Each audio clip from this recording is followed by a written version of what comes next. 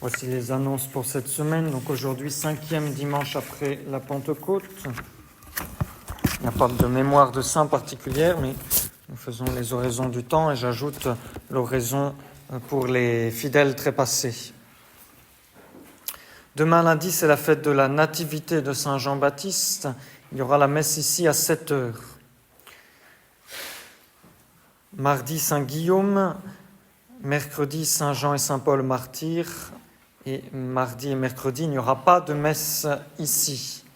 Il y aura la messe ici à jeudi à 11h.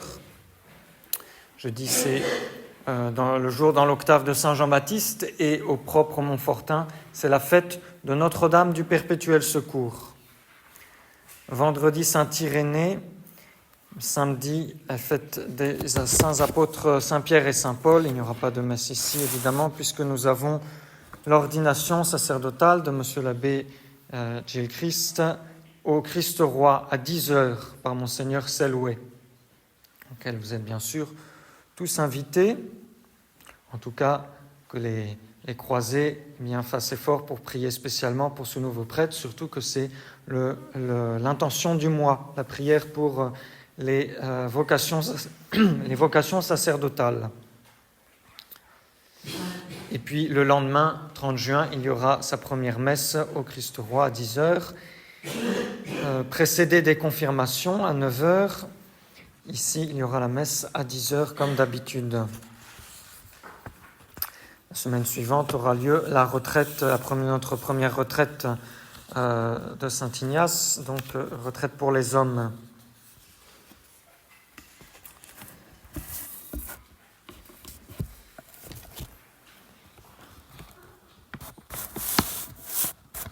Au nom du Père et du Fils et du Saint-Esprit, ainsi soit-il.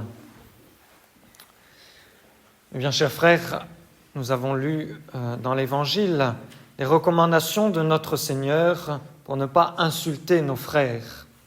L'injure est une atteinte à l'honneur de ses semblables. L'injure, c'est par exemple rappeler à quelqu'un ses défauts physiques ou moraux, ou bien les défauts de ses parents, ou des membres de sa famille, ou bien ses actions maladroites.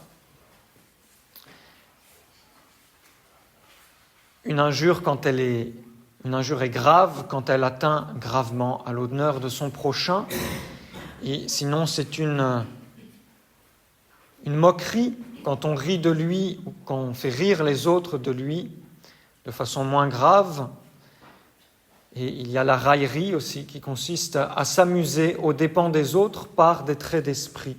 Tout cela est compris dans la condamnation que fait notre Seigneur dans l'Évangile. En soi, les insultes, les gros mots que l'on dit directement envers quelqu'un constituent un péché grave, c'est une insulte. Parfois, on le dit sans le penser réellement. Après, il y a les mots grossiers ou les moqueries qui ne constituent pas directement un péché grave, mais un péché véniel, comme traiter quelqu'un d'idiot ou de crétin. L'injure est souvent accompagnée d'un jugement téméraire, comme l'homme qui insultait David en lui disant « homme de sang, homme de Bélial », c'est-à-dire criminel, fils du démon, parce qu'il jugeait ses actions, alors que David était innocent.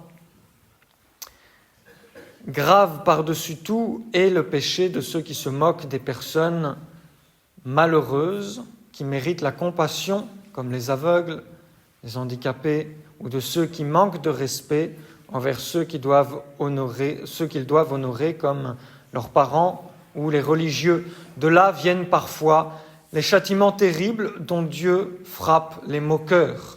C'est ce qui est arrivé aux enfants qui se moquait du prophète Élisée. Un ours est sorti tout d'un coup de la forêt et a dévoré ses enfants. L'injure, mais aussi la moquerie, vient de ceux qui ont le cœur méchant. Il n'y a que le méchant, dit saint Éphrem, qui se moque de ceux qu'il aime, qui se rit des cœurs indulgents, qui bafoue les étrangers, qui est toujours prêt à vomir l'injure et fait de sanglants reproches pour un rien. Il est lui-même le plus à plaindre. Le méchant c'est celui qui a le cœur mauvais, c'est-à-dire celui dont la volonté est mal disposée envers son prochain. Faites, ô mon Dieu, que ce ne soit jamais notre cas. C'est la haine et la jalousie qui a conduit les frères de Joseph à le tuer. Au début, ils ne faisaient que s'en moquer. Voilà le rêveur qui arrive, disent-ils. Et petit à petit, la conversation s'engage et ils finissent par se dire qu'il faut le tuer. Ils ne le tuent pas, mais ils le vendent en esclavage, ce qui revient au même. C'est la haine c'est la médisance. La médisance est un attentat contre le bien du prochain et même contre un des biens les plus précieux que possède le prochain, à savoir sa réputation, qui est un bien très précieux pour vivre en société. La médisance excite les autres au péché et elle crée la discorde.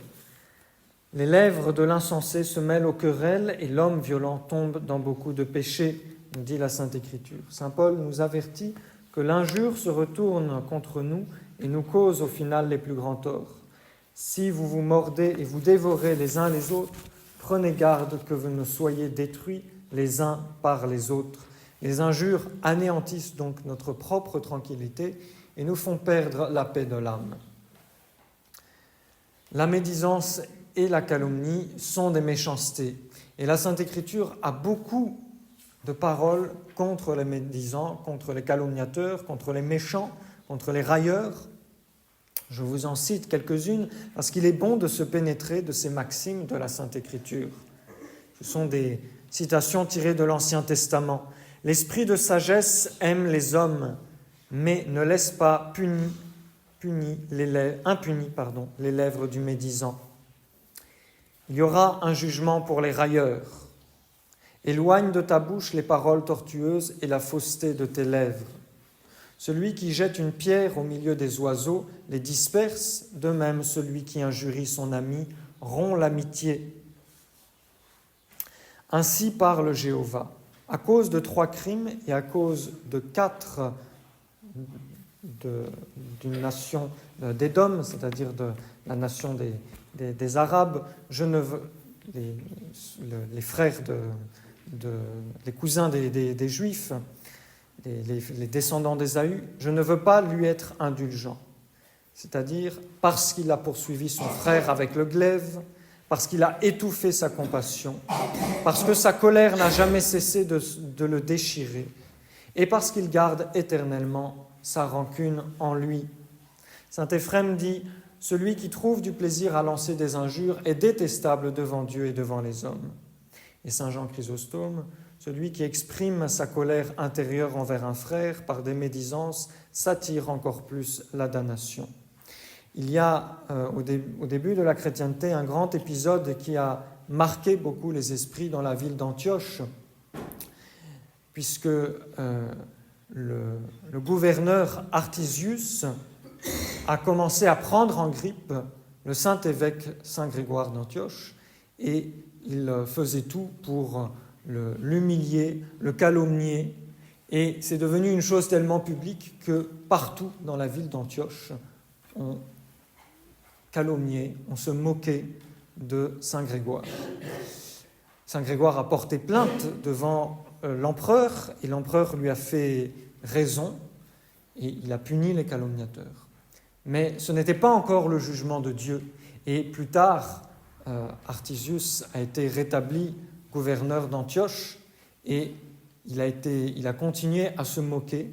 Et alors, le bon Dieu a provoqué un grand cataclysme, un grand tremblement de terre qui a effondré tous les palais et beaucoup d'églises de la ville et beaucoup de maisons le jour du mariage d'Artisius. Et 60 000 personnes sont mortes, tous ceux et celles qui s'étaient moqués de Saint Grégoire. Voilà la colère du bon Dieu contre ceux qui se moquent de ses serviteurs.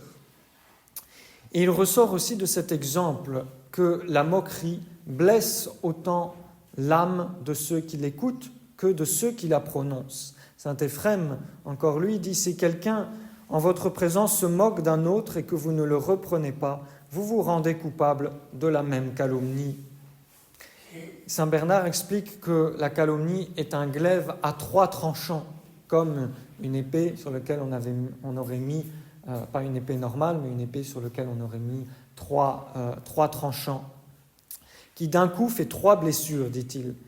Ce glaive blesse le diffamateur qui commet un péché, le diffamé, c'est-à-dire celui dont on se moque en lui faisant perdre sa bonne réputation, et celui qui écoute le diffamateur, car quiconque écoute avec plaisir et trouve plaisir à écouter ses paroles diffamatrices pêche. Un jour, une femme se moquait de la difformité d'une autre femme, d'une autre dame devant saint François de Sales, et très discrètement, saint François de Sales lui a fait la remarque: Dieu nous a créés, non pas nous-mêmes, or les œuvres de Dieu sont parfaites. C'est ce qu'il disait à chaque fois que quelqu'un se moquait d'un autre. Et comme la dame n'a pas compris et a continué à se moquer de l'autre dame, saint François a ajouté: Croyez-moi, madame, l'âme de cette femme est de beaucoup meilleure en beauté et en bonté que votre corps, qu'il vous suffise de savoir que j'en suis convaincu. Et ces mots suffirent pour arrêter la mauvaise langue. C'est le devoir de l'autorité, des parents, de reprendre les subordonnés qui se moquent des autres et de garder sous leur protection ceux qui sont moqués et de veiller qu'il n'y ait pas de moquerie entre les frères et les sœurs. Saint Augustin avait mis dans sa salle à manger une pancarte disant qu'aucun moqueur ne trouverait accès auprès de lui, c'est-à-dire que personne ne pourrait avoir recours à lui s'il se moquait des autres. Ceci est une grande perfection de supporter les imperfections du prochain. C'est un signe de grande perfection, dit saint François de Sales.